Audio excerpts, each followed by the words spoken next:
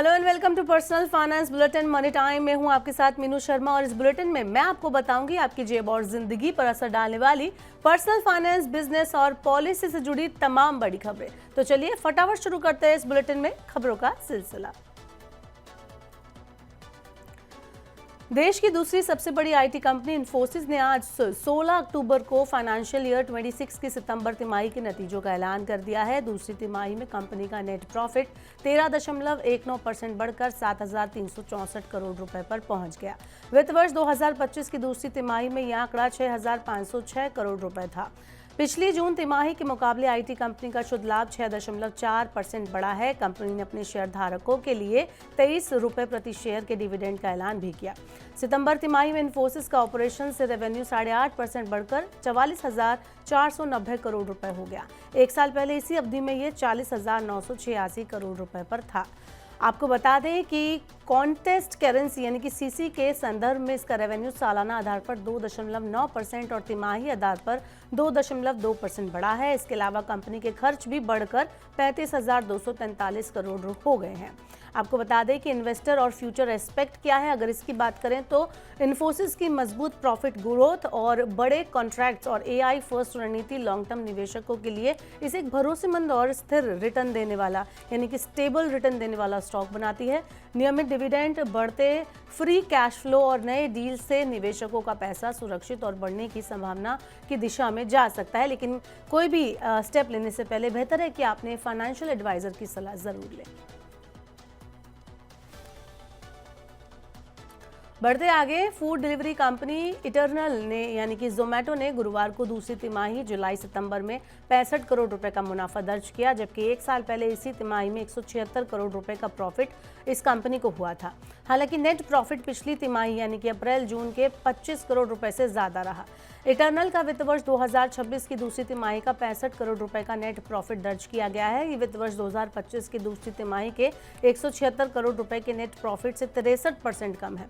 हालांकि operational revenue पिछले साल की कंपैरिजन में 183% बढ़कर 13,590 करोड़ रुपए हो गया है। खर्च भी पिछले साल की कंपैरिजन में 189% बढ़कर 13,813 करोड़ रुपए हो गया है।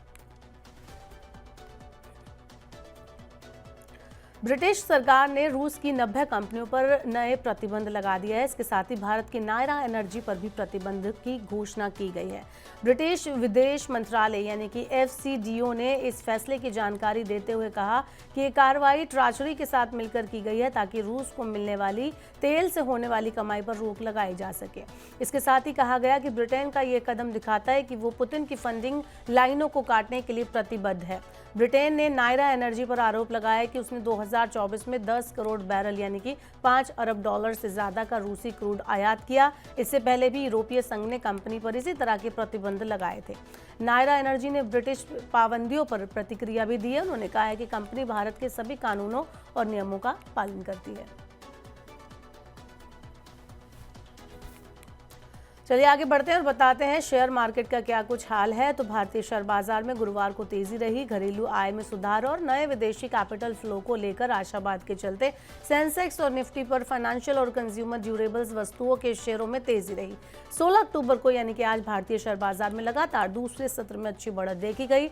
पॉजिटिव वैश्विक संकेतों के चलते बेंचमार्क इंडेक्स सेंसेक्स और निफ्टी में 1% से ज्यादा की बढ़त दर्ज की गई। सेंसेक्स 862 अंक यानी कि 1.04% बढ़कर 83,467.66 पर जाकर क्लोज हुआ। वहीं नेशनल स्टॉक एक्सचेंज यानी NSE का निफ्टी 50 1.03% बढ़कर 25,585.30 पर जाकर क्लोज हुआ। अमेरिकी टैरिफ और वैल्यूएशन को लेकर बनी चिंताओं के बावजूद 2 दिनों में सेंसेक्स 1,438 अंक यानी कि लगभग 2% बढ़ा है। निफ्टी पर सबसे टॉप गेनर वाले शेयरों में Nestle India, Tata consumer, Titan company, Kotak Mahindra bank, axis bank शामिल रहे, जबकि नुकसान में रहने वाले शेयरों में HDFC लाइफ, श्रीराम फाइनेंस, सन फार्मा, जियो फाइनेंशियल और इटरनल शामिल रहे। देश में 15 साल और उससे ज्यादा उम्र के लोगों की बेरोजगारी दर में सितंबर महीने में हल्की बढ़ोतरी दर्ज की गई। खासतौर पर महिलाओं में बेरोजगारी दर 3 महीने के उच्च स्तर पर पहुंच गई। ग्रामीण और शहरी दोनों इलाकों में नौकरी न मिलने की दर में बढ़ोतरी देखने को मिली है। दूसरी तरफ श्रम बल भागीदारी दर यानी कि लेबर फोर्स पार्टिसिपेशन रेट लगातार तीसरे महीने बढ़ा है, जो रोजगार बाजार में सक्रियता का संकेत देता है। पीरियाडिक लेबर फोर्स सर्वे के अनुसार 15 साल और उससे ज्यादा उम्र के लोगों में बेरोजगारी दर अगस्त के 5.1% से बढ़कर सितंबर में 5.2% हो गई। सभी आयु वर्ग में ये दर 5.1% से बढ़कर 5.3% पर पहुंच गई, जो 3 महीने का हाई लेवल है। ये बढ़ोतरी पिछले 2 महीनों में आई गिरावट के बाद दर्ज की गई है। ग्रामीण सेक्टर में 15 साल और उससे ज्यादा उम्र के लोगों की बेरोजगारी दर अगस्त के 4.3% से बढ़कर सितंबर में 4.6% हो गई। वहीं शहरों में ये जो दर है 6.7% से बढ़कर 6.8% पहुंच गई है। पावर कट होने पर घर में बिजली के लिए आमतौर पर इन्वर्टर या जनरेटर का इस्तेमाल होता है, लेकिन अब बाजार में एक ऐसी नई डिवाइस अवेलेबल है जो इन दोनों की जरूरत को खत्म कर देती है। ओला इलेक्ट्रिक मोबिलिटी ने एक खास battery energy storage system launch किया है, जिसका नाम है ओला शक्ति। इस डिवाइस की मदद से आप अपने घर में एसी, फ्रिज से लेकर 2 व्हीलर को भी चार्ज कर पाएंगे। सबसे खास बात यह है कि जहां इन्वर्टर को एक जगह पर फिक्स करना पड़ता है, वहीं ओला शक्ति को आप आसानी से कहीं भी ले जा सकते हैं। ये डिवाइस बिजली स्टोर करने और पावर बैकअप देने का काम करता है। ये पोर्टेबल भी है, यानी इसे आसानी से कहीं भी ले जाया जा सकता है। बता दें कि ओला शक्ति ओला इलेक्ट्रिक मोबिलिटी का नया एनर्जी प्रोडक्ट है। कंपनी ने इसकी लॉन्च तारीख को 17 अक्टूबर से बदलकर 16 अक्टूबर कर दिया था।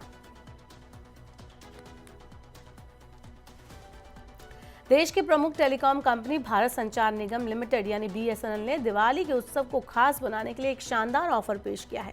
दिवाली बोनांजा नामक इस प्लान के तहत नए ग्राहक सिर्फ ₹1 में 1 महीने के लिए BSNL की 4G मोबाइल सर्विस को मुफ्त में ले सकते हैं। ये ऑफर 15 अक्टूबर 2025 से 15 नवंबर 2025 तक वैलिड रहेगा। इस पेशकश का उद्देश्य ग्राहकों को कंपनी के नए और बेहतर make in India 4G network का एक्सपीरियंस कराना है, साथ ही नए ग्राहकों को जोड़ना भी है। BSNL के एक अधिकारी ने बताया कि BSNL ने हाल ही में अपने आत्मनिर्भर भारत के दृष्टिकोण को आगे बढ़ाते हुए देश भर में मेक इन इंडिया अत्याधुनिक 4G मोबाइल नेटवर्क स्थापित किया। दिवाली बोनांजा योजना पहले 30 दिनों के लिए पूरी तरह से सेवा शुल्क मुक्त ग्राहकों को हमारे स्वदेशी रूप से विकसित 4G नेटवर्क का अनुभव करने का एक गौरवपूर्ण अवसर प्रदान करती है।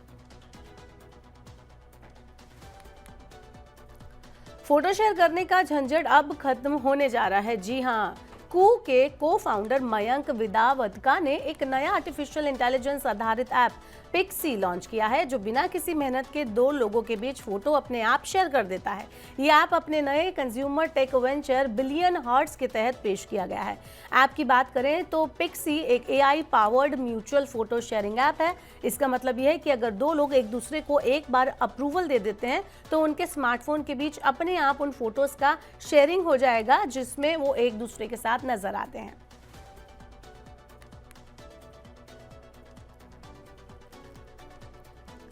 तो फिलहाल के लिए आज के मनी टाइम में इतना ही। वक्त होगी आपसे विदा लेने का। अब आपसे होगी कल मुलाकात। पर्सनल फाइनेंस से जुड़ी और खबरों को पढ़ने, सुनने और समझने के लिए मनी 9 के YouTube चैनल को जरूर सब्सक्राइब कर लें।